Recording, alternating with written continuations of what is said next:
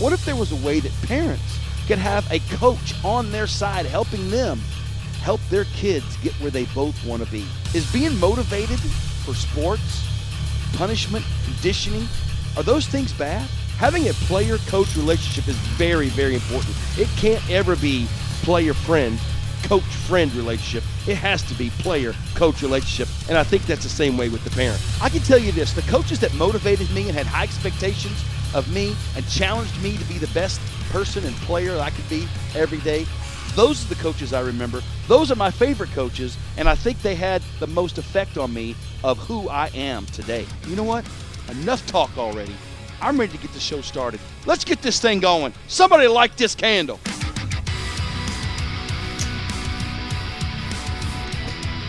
And we're here at NoTimeoutsLeft.com, your host for the program, Coach Okra, and we are looking forward to a great show today. Obviously, we finished up with some of the topics of sports examples. We did some topics for parenting, and we also did some relationship areas on the last program. This is episode 3. Also, don't forget to continue reading and watching, memorizing your professional parenting verbiage videos. Make sure you use those quite often. I think you're really going to like those as you get used to them and as you memorize them, as your kids memorize them, and as they continue that tradition on with their kids. Today, I'm hoping it's going to be a lot shorter show than it was the last time. The last one was only supposed to be 20 minutes long. I don't know what happened. I do not know what happened. Next thing you know, boom. I do broadcasting for our local sports teams, or I have in the past. Baseball, football, softball, volleyball, whatever it is. I do broadcasting, and every once in a while they'll have a situation where there's timeout on the field, and we don't have any sponsors for that particular time period, and they say, hey, can you fill for a little while? I said, I can do 15 minutes without even thinking about it. So sometimes I talk a little bit too long. I'm trying not to do that this time. Let's pick up where we were last time. We have 3 timeouts today, and let's pick up where we are last time with more sports examples, maybe to help parenting. Now, what I'm doing in these first 3 episodes, just kind of going over some of the topics and areas of discussion that I'm hoping to cover later on as we add more episodes, to get more specific, to get more detail on what these things mean and how we as parents can become better professional parents for our children. I mean, we love our children. We want to do the best for them, and here's some ways that we can. Whenever you have children who are strong-willed, whenever you have children who are lacking confidence, there's some areas that we can work on in those particular topics. And I'm hoping that this week, in this week's episode, we're going to go over some of those and then get ready to do more general today and then more specific later on. So here we go for timeout number 1. More sports examples. We did 10 last time, maybe 11. Let's start out with number 12 today, and that is what we call mama ball and daddy ball. If your kid has ever played on a team that had somebody else's dad as the coach, if it's Ken Griffey is the coach and Ken Griffey Jr. is one of the players, if it's Bobby Bonds and Barry Bonds is one of the players, okay, that's something. But in general, if your kid isn't the obvious to everyone best player on the team, it's very difficult for you as a parent to be the coach of that team, because everyone is going to think that your kid is only playing because your kid is the coach. When I was filling in for a coach, when my kids were in drill team, at the end of the practice, they wanted me to take over the offense. And I said, okay, fantastic. You're going to be in charge of offense. So I came up with a whole offensive program. And the head coach's son was the tailback of that particular team. But he wanted me to come up with the offense. The offense featured his son. I came up with it. He didn't. So I can safely say I'm the one that came up with the offense that was going to feature his son as the tailback. We ran an option, and we had he was the pitch man. He got the ball all the time. Well, come to find out, the second scrimmage that we had, our quarterback broke his collarbone, and he was out for the season. The obvious thing is we can't run the option anymore because we didn't have anybody else that could do that particular thing. So I decided to come up with a brand new offense and do more of a rollout pass, a run pass option. And, this is back in the, early 2000s and 90s. And all of a sudden, his son wasn't the feature player anymore, wasn't the feature running back, because we're doing a run pass option, rolling out with a fast quarterback who could throw. He just couldn't read pitch option. He couldn't do any of that stuff. So he was rolling out. And while he was rolling out, if he didn't like what he found, then he would just run the ball. Well, obviously the head coach didn't like that when he found out that his son wasn't going to be the featured back anymore going into the season. So he called me up and said, he goes, "Hey, I think we're going to make a little change on the offense. Would you be interested in taking care of the kickoff and kickoff return?" And I said, and this is 5th grade. These are 5th graders. Nobody's heard of kicking off. They're onside kicking every time. I said, "You know what, Coach, how much was the shirt that you guys got me for being on part of the team?" He said, "Oh, it was $20-$30. Don't even worry about it." Why? I said, "Y'all probably don't need me. You guys just go ahead and do whatever it is you're doing." Because his son was not the featured player anymore, it was nothing about people getting better on the team. It was nothing about how can we win games. It was about, can my son, and the reason I took the head coaching job was so my son could be the featured player. And if he's not going to be the featured player, then obviously I need to find somebody who can make my son the featured player. And I think they went on to lose every one of their games that season because at least his son was the featured player on the team. So you have mom and daddy ball. Be careful with that. If you're the mom or the dad coach of the team, your kid needs to be the obvious best player on the team. And I don't mean obvious to you. I mean it needs to be obvious to everybody that if you took your kid out, that everybody would say, "Oh no, why is she not in? Why is he not in?" Because it needs to be obvious. Whenever you play on a school team or a club team, sometimes you get into a situation where you are the best player on the team, or you are the worst player on the team. And my friends and I, we have this discussion every once in a while of, would you rather be the best player on a bad team or the worst player on a good team? And I think the consensus has gotten to be, I would rather be the worst player on a good team because I'm trying to get better. These other people are good, and I'm trying to get better to catch up to them. If you're the best player on a bad team, your sense of reality is very skewed. You're going to think you are really good because everybody else is not good. And because everybody else is not good, all of a sudden you are the one that the ball goes to. You're the one that's in charge of doing good stuff. You're in charge of making the team win. You get very frustrated with everybody else because they're not doing their job. And it's very frustrating as a player to be the best player.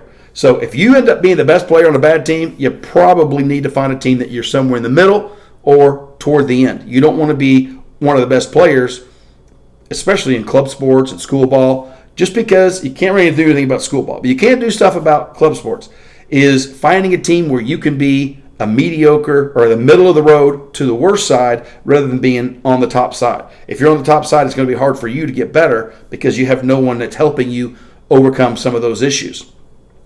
Another one is just because you're not good does not mean you can't be a great person. Just because you're not a great athlete, just because you're not great at sports, does not mean you can't be a fantastic person.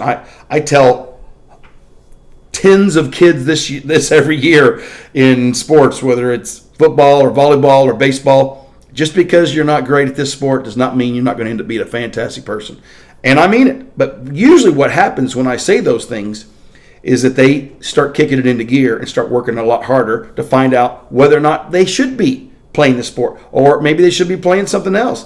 I encourage them, give it your 110% best effort. And after you do that, if you still can't compete at this level, then probably you need to do something else. Or if you give 40 or 50% effort all the time, then what's going to happen is you're never going to know if you're good enough or not. You're never going to think, oh, if I would just work a little bit harder, I'd be good enough. Plenty of people, as soon as they get out of high school and they don't play sports anymore, the first thing they say is, I should have worked harder when I was in high school.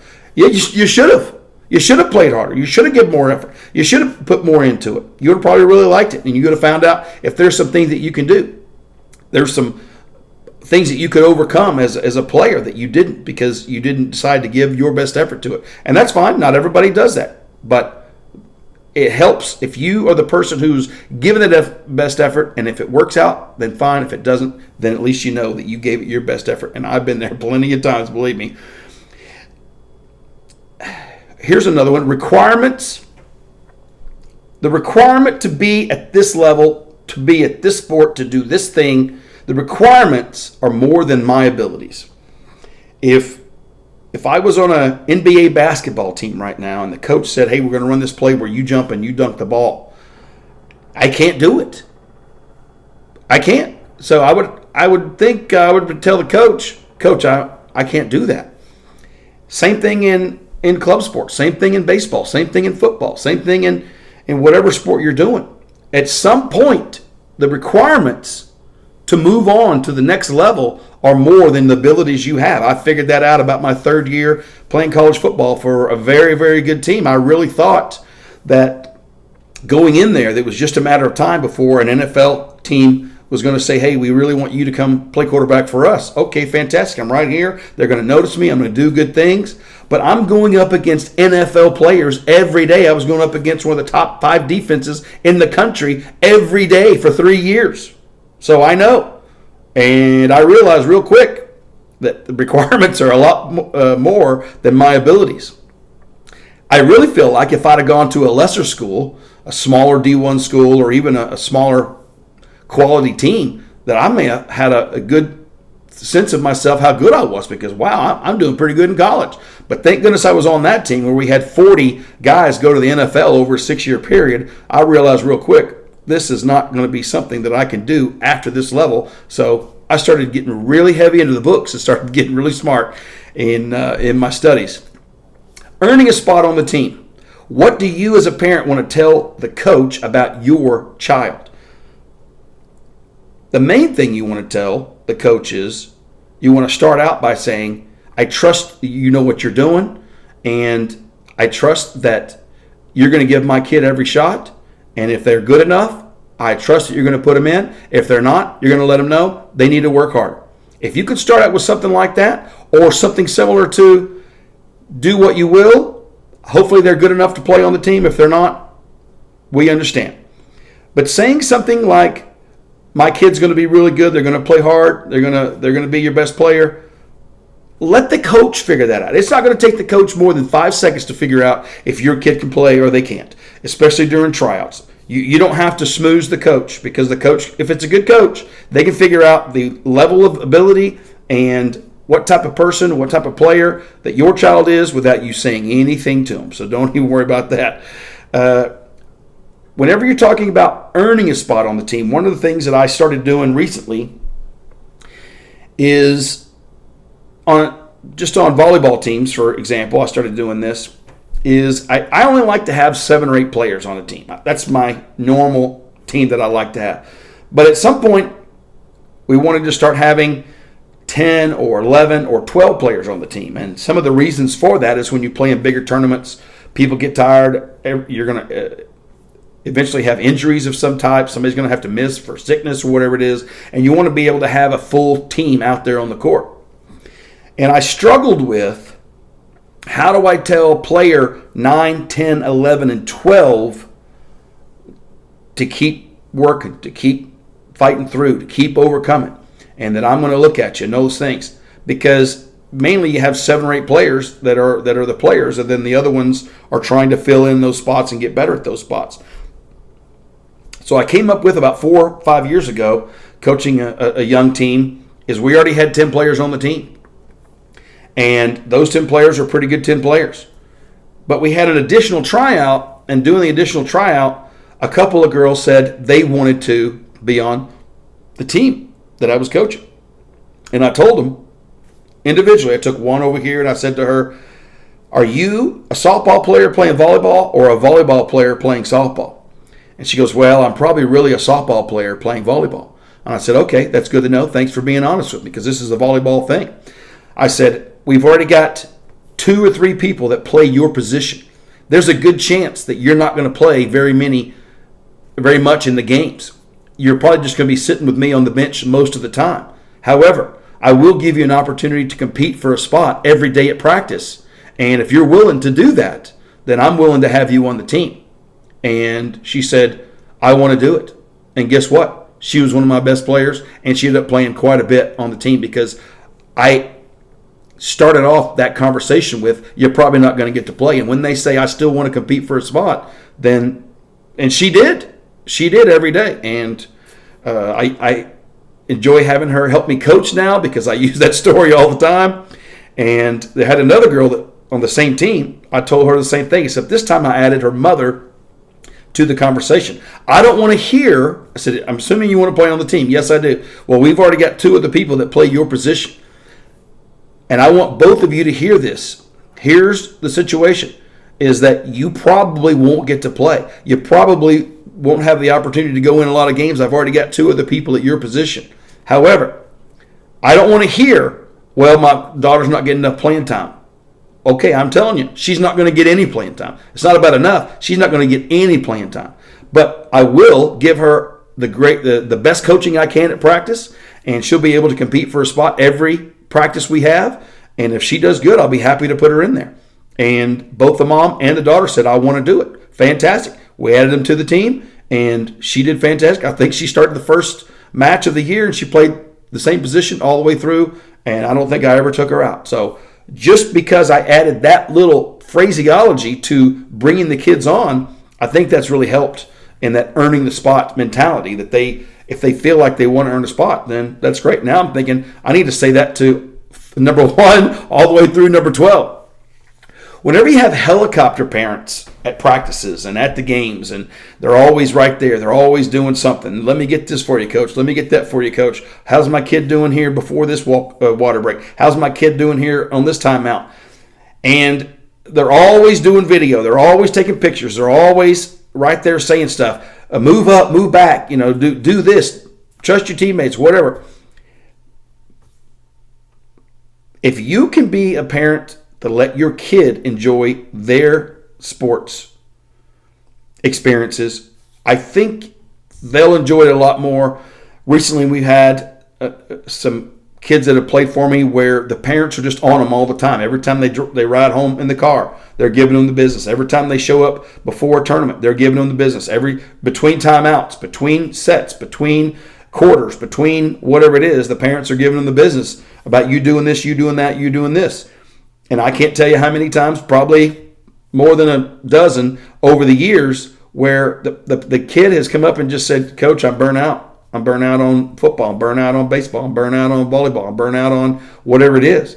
And most of the time, I believe, this is my opinion, it's because their parents have been giving them the business the whole time, and the kids would rather do something else, maybe that their parent doesn't know about, meaning go do the flag corps or go do drill team, just because maybe their parent doesn't know enough about that to continue to give them the business while they're going to practice and whatnot. And I bet I know a couple examples that did exactly those things. One that's been going on for a long time is, and I sometimes do this, is I'll sit in the stands during the match or during the game or whatever when I can. And if I'm sick or for whatever reason I couldn't be down there on the field, and sometimes I want to let my assistant coaches do their coaching job and help them get better, throw them in the fire out there sometimes. And I'll sit in the stands near the parents, and they hardly say anything. But I can see their emotions when their player doesn't do good, or I can see their joy when their player does good. But things that I find out later on, especially if I sit in the stands on another team, that the parents don't know that I'm sitting there, and I know the coach. Maybe I know the coach coaching another team, and I hear the parents. They're saying every 5 seconds, they're saying something about either the coach or talking about one of the other players on the team. And then they'll say how good so-and-so is, how good this person is. It's because they're sitting right next to them. How bad this person is, how bad this person is doing. That's because their parents are sitting way over there. And then they don't trust the coach. They're saying stuff to the coach, about the coach, to the other parent. Well, if that coach wasn't this or that, my kid would be playing more. Well, if that coach didn't do this or that, my kid would be playing more. The coaches want to play the players who do what they ask them to do and compete and get out there and give their best effort all the time. The mediocre players don't like the high-achieving players. The high-achieving players don't like the mediocre players. On the field, on the court, in the game. And because of that, the coach tries to find who is going to be my best group, my best infield, my best outfield, my best defensive line, my best defensive backs, my best offensive linemen, to put together as a unit because they have to be able to trust each other whenever they're doing things. I'm getting a little ahead of myself on that. But coaching from the stands, coaching from the sidelines, when you're not a coach. The coaches have specific things that they want their players to do, specific ways they want them to do it. And if you don't know, if you haven't talked to the coach specifically about what is it that my child is supposed to be doing on this play, with this defense against this offense, with this offense against this defense, with this batter against this pitcher, against this batter, playing infield, whatever it is, it's probably not a good, you're not helping your kid by saying things unless you don't believe the coach knows what they're doing. And if that's the case, if it's not school ball, you'll probably need to go somewhere else. Because if you believe what the coach was doing and the coach was doing whatever they're doing, if you believe that the coach was doing the best thing, then you wouldn't be saying anything because you would have your kid ask the coach what I'm supposed to be doing. But I guarantee you, your kids already know what they're supposed to be doing. It's a matter of getting them to do it. Let the coach be the coach on the field. And whenever you're, along with that, whenever you're saying things to the officials, when you're saying that's a bad call, when you're saying that was this, that was holding, that was pass interference, that was a strikeout, the ball was right on the line, the ball was on the black, there was interference on the runner, and you're saying all this from the stands. In essence, what you're saying is he was fouled, he was over his back, he blocked him. If you're saying these things, what you're in essence saying is, my coach doesn't know enough about the game to argue this particular point.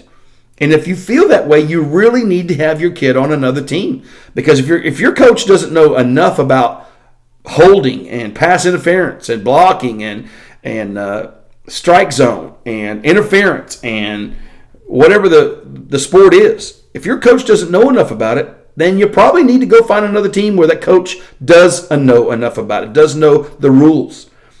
If the coach does know the rules, and if you do trust the coach, if they know what they're doing, there might be a reason they're not arguing a particular call. They may know those officials.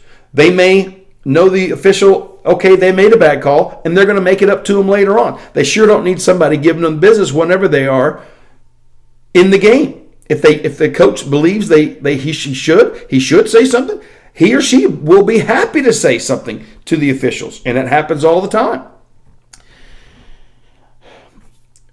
Whenever we have punishment, discipline, sometimes if you do it right, you can end up getting in the best shape of your life.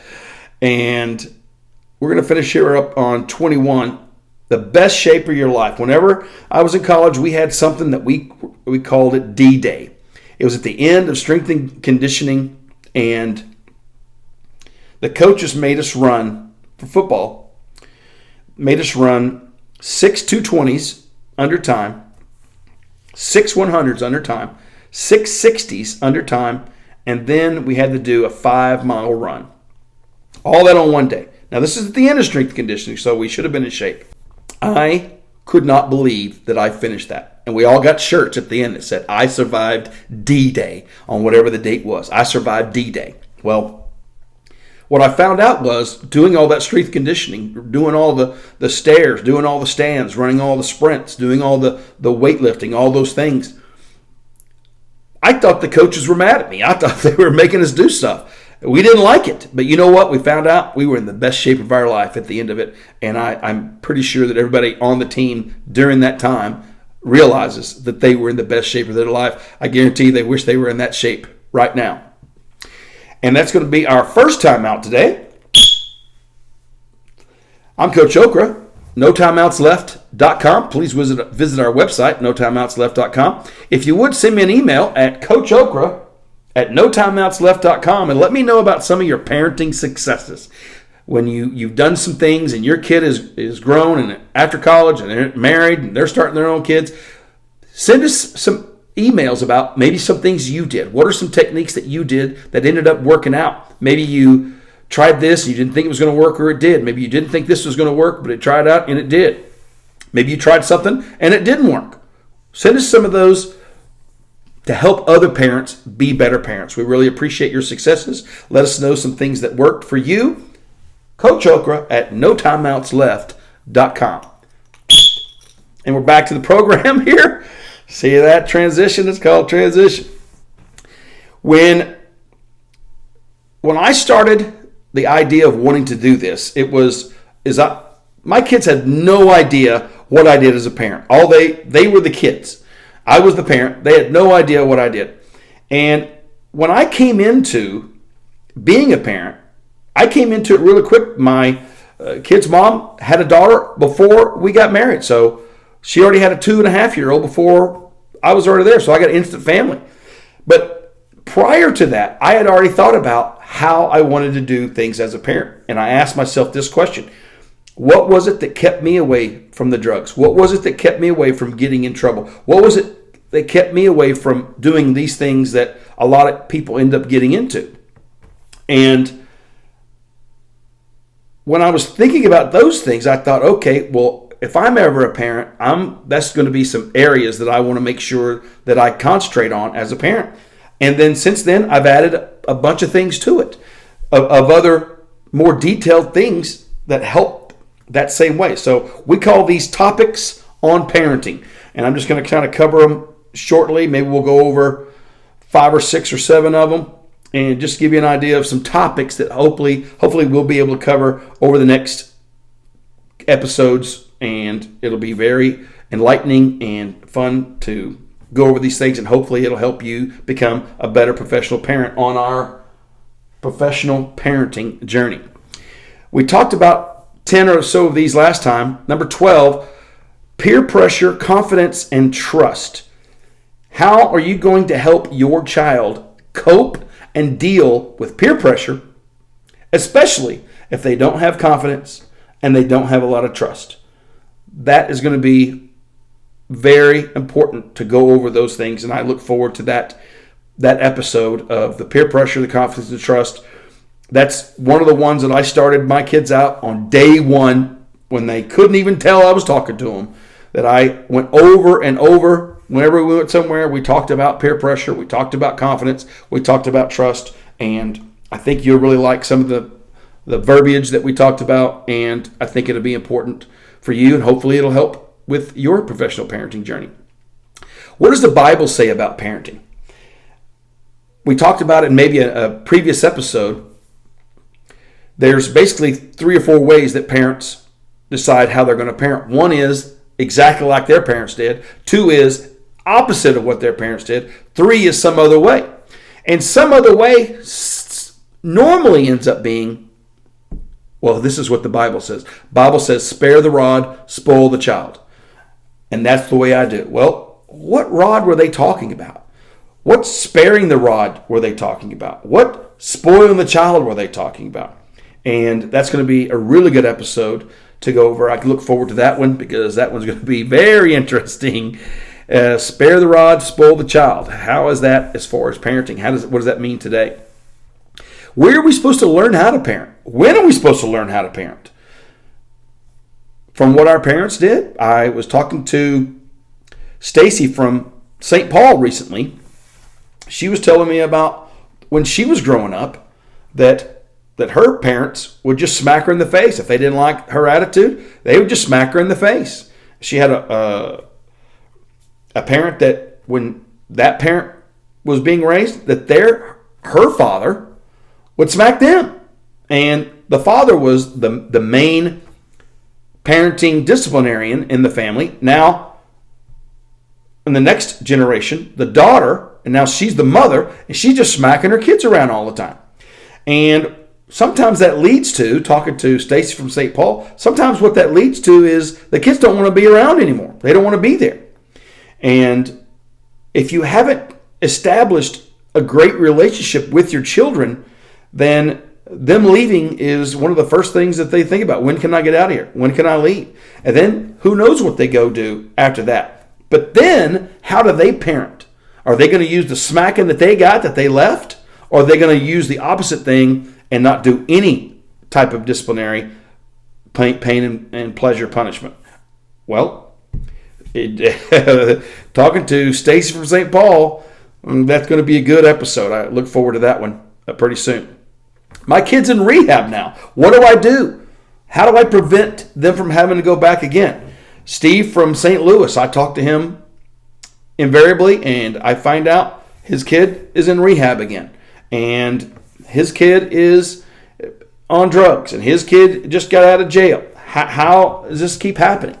And when we talk to Steve about that, that's going to be hopefully enlightening for you as parents, and maybe we can work on how we can prevent those things from occurring. A lot of it goes back to the peer pressure, the confidence, and the trust that we mentioned earlier. Teenage and pregnant.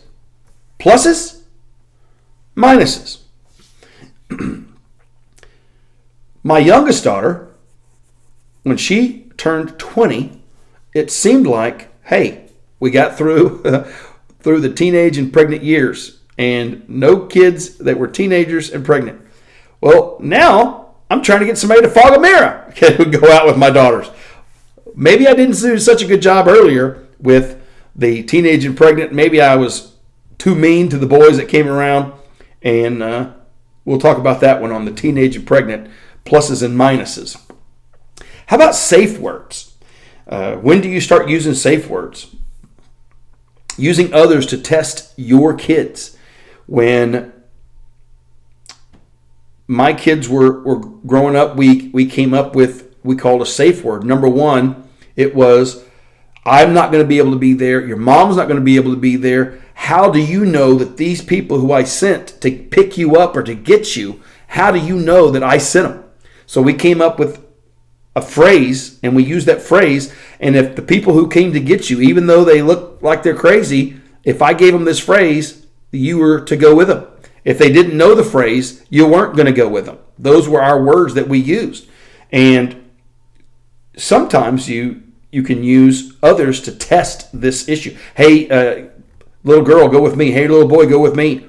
Your mom said you need to come with me. Okay, what's the safe word? Oh, they didn't tell me what it was or whatever. Okay, well, you better not be going with them. You better not be going with them. You know what the safe word is. They know what the safe word is. Then you go. Not if they don't know the safe word, then you do not go with them. Are we bad parents if our children are heathens? What if we have 10 kids and 2 of them are heathens and 8 of them are good? Or what if we have 3 kids and 1 of them's a heathen and 2 of them are good? Which one is the heathen, though? Is it the oldest one is the heathen? Is it the middle one's the heathen? Is it the youngest one is the heathen? Which one is the heathen?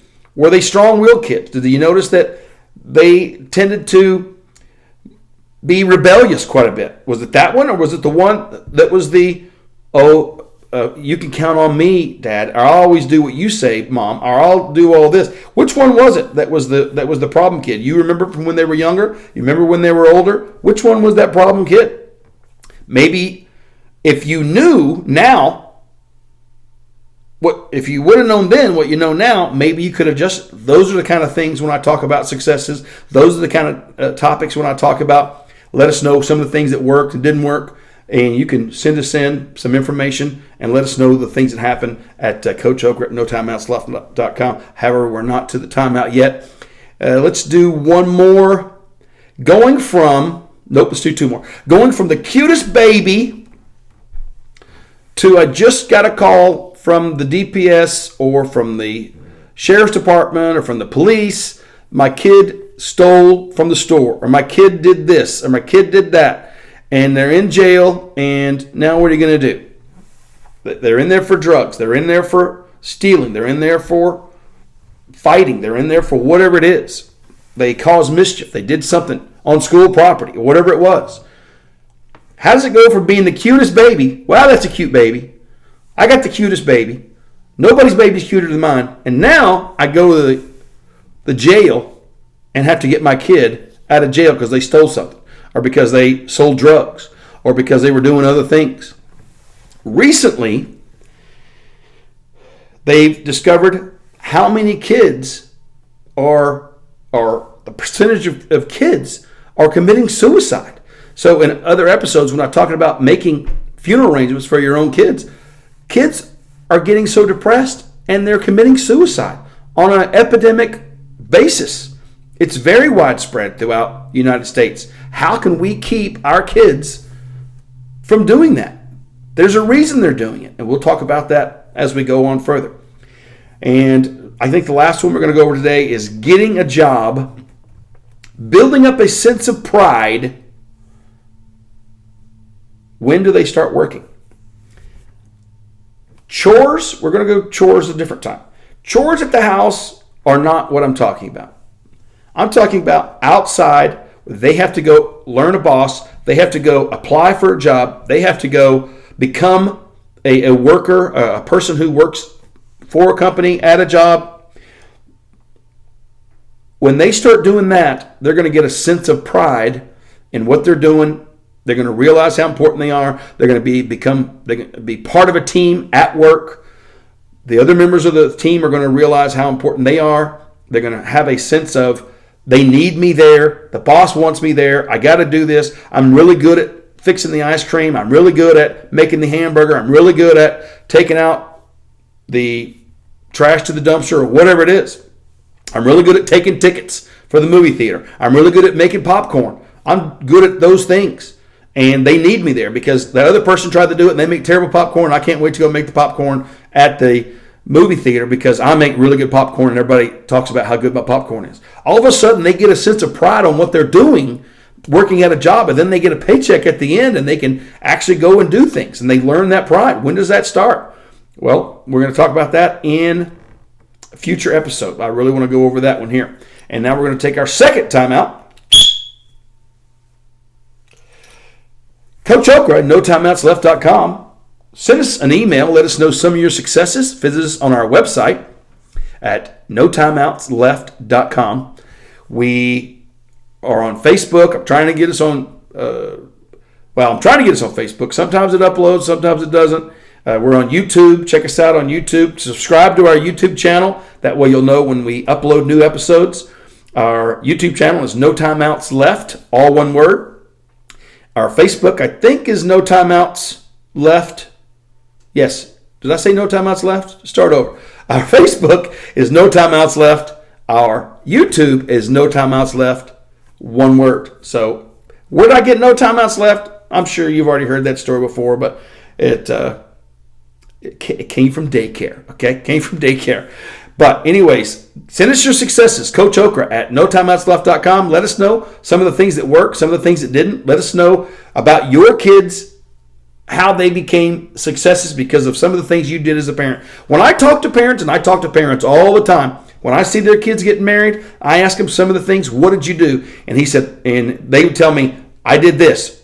Or the mom would say, I did this. These are the things we did, and this is why our kids are successful. This is why our kids are independent, productive members of society, and they're going on, they're getting married, and they're having kids, and they're doing their things. I want to know, I ask them, how did you do this, the thing that you did? It didn't just happen. You didn't just sit back and let it happen. You actually did something to help this situation occur. And I want to know what those are, and I hope I can bring those continually to you guys. We're also going to do some interviews with people. We're going to call them Steve from St. Louis and Stacy from St. Paul. So we'll be right back after this.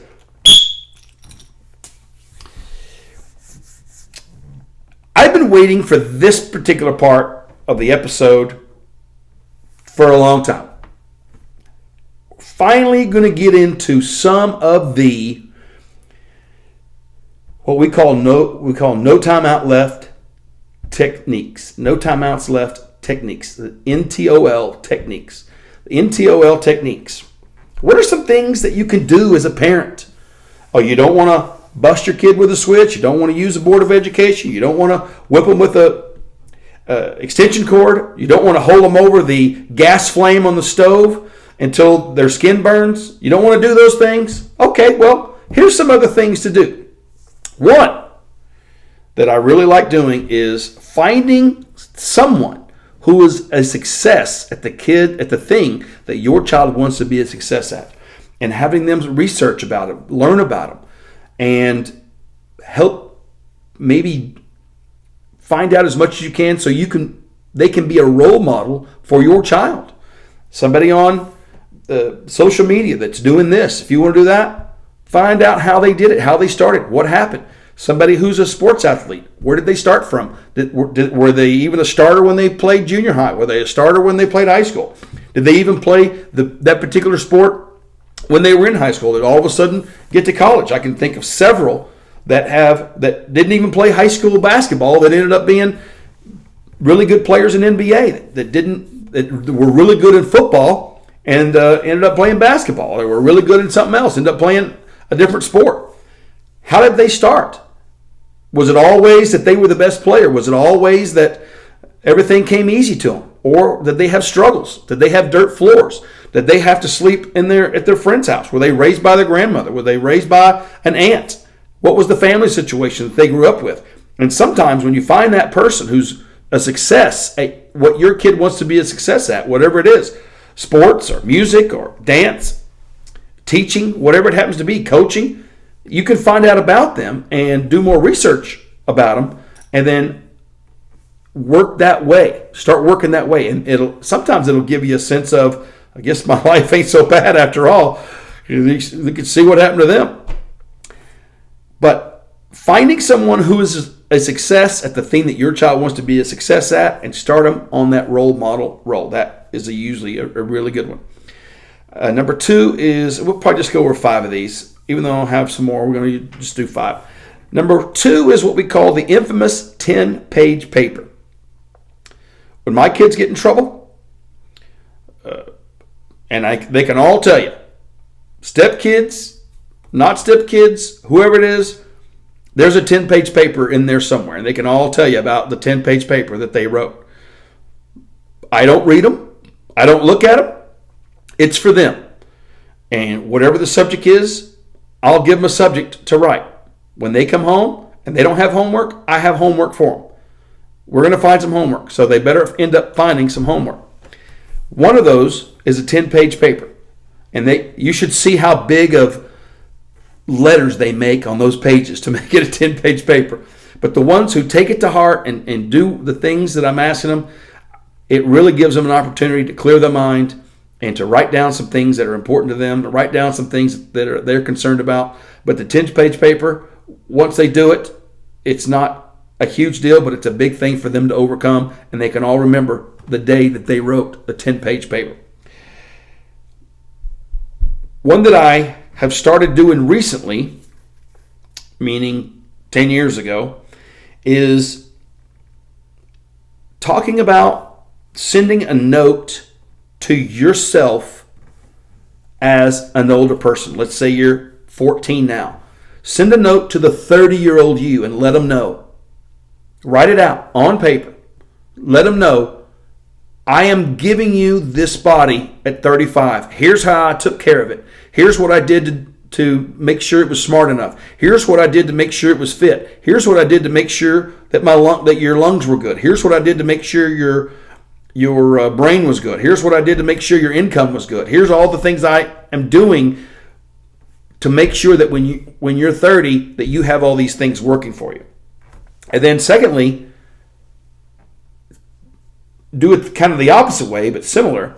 I hope that you as a 30-year-old continue to carry on the things that I'm doing now. I'm hoping that you can find a way to continue wherever it is, our hard work, our good work ethic, our income, our sports, our golf game, whatever it happens to be. Write a letter to yourself at a higher age. If you're 14, write a letter to your 25-year-old self. If you're 20, write a letter to your 40-year-old self. Here's the goals that I have at 14. Here's the goals I have at 15. Here's the goals. These are my goals. This is what led me up to being able for you to be able to take over this body at this age. So those are some good ones to help have your kids think about as they're writing those things down. It really gets to their mind and they start to get it a little bit. If you can get them to do it, they start to get it. when I'm coaching volleyball, for example, and I do it with football, and I do it with baseball, I do it with several sports. When a player does something, sometimes I'll say, "Oh, you're in the lead right now for that thing." Let's say it's tackling.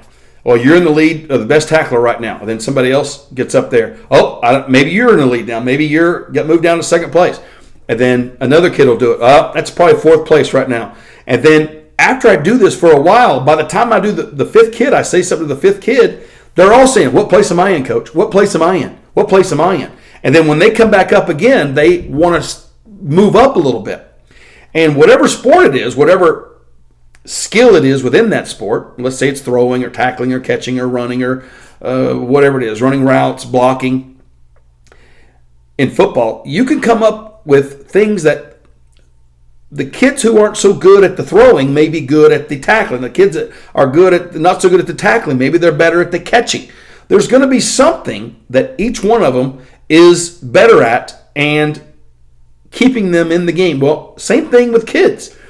The child number 1 sure does know how to make her bed. She's number 1 in the family at making beds. Child number 2 sure does know how to do her homework and get her homework done in time. Where am I at on homework? Oh, you're in third place right now, but you can move up to second place maybe. And I started using this in sports, and it's a way to get your kids to think they want to move up a little bit. There's a competition. I want to be the one who does this. I want to be the best at making the beds. I want to be the best one at keeping my room clean. I want to be the best at whatever. I want to move. I say I'm in third place right now. I want to move up a little bit. Okay, well then let's see what we can do to move up a little bit. I do it in sports. You can do it with kids, the same thing. And then finally, we talked about it in the topics for parenting. This is also one. The punishments. What if they could be workouts? What if they could get fit while they're getting in trouble? When I was in high school, we used to do these things called mat drills, where we would get on this big mat that was 30 feet by 30 feet or whatever it was, and we'd have 3 people. The coach would blow a whistle, and then you'd run to the other side of the mat, and you'd do a somersault, or you would start out laying on your back, and you'd run through the line, or you would do some kind of activity where as soon as the whistle blew, you were to take off. Well, I thought it would be good to have my kids do mat drills, whenever they get in trouble. And we would do push-ups, or we would do crunches, or we would hold our legs up, or we would hold our arms up, or we would do something where there was a little pain involved with the discipline. And they ended up starting to like the mat drills. Coach, Dad, can I do the mat drills? Yeah, let's do the mat drills. I blow the whistle, and we'd do quarter eagles. We'd have our feet moving and say here, working out and doing things. They didn't even know we were doing punishment. They thought we were just having fun. But anyways, finding a way to make the discipline something that is going to be a little bit of a pain, not so much of a pleasure. The pain needs to be more than the pleasure of doing the thing that they got in trouble for. And we have a few more on the timeout techniques, the no timeout left techniques. We have several more on the topics for parenting. We have several more on the sports examples. But I wanted to make this a short video this time because the last one was so daggone long. This is episode 3. Make sure you hold on. And that's last time out. Coach Okra at NoTimeoutsLeft.com. Make sure you send us your successes. Make sure you send in questions that you may have on, what about if my kid is like this? My kid has autism. My kid has Down syndrome. My kid has this disability. My kid doesn't have any hair. My kid's struggling with confidence. My kid's struggling with ADHD. My kid's struggling with discipline. My kid's struggling with drugs, whatever it is. Send us some questions. Let's see if we can come up with people who have those same issues and see what they've done. See what they've been able to do to get their kid out of rehab or out of jail from felonies and drugs and crime and all these other things. Let's see if we can get back to that cutest baby over here. And as we get better and as we're doing more things, it's going to be a lot of fun in our professional parenting journey. Also, make sure that you continue to watch the professional parenting verbiage videos. They will really help you on your walk with your child, and as you're continuing on, starting from toddler, infant, moving all the way up to married with kids, and then just have that circle of life continue going. And that's going to be it for this episode of NoTimeoutsLeft.com. We will see you guys next week on NoTimeoutsLeft.com.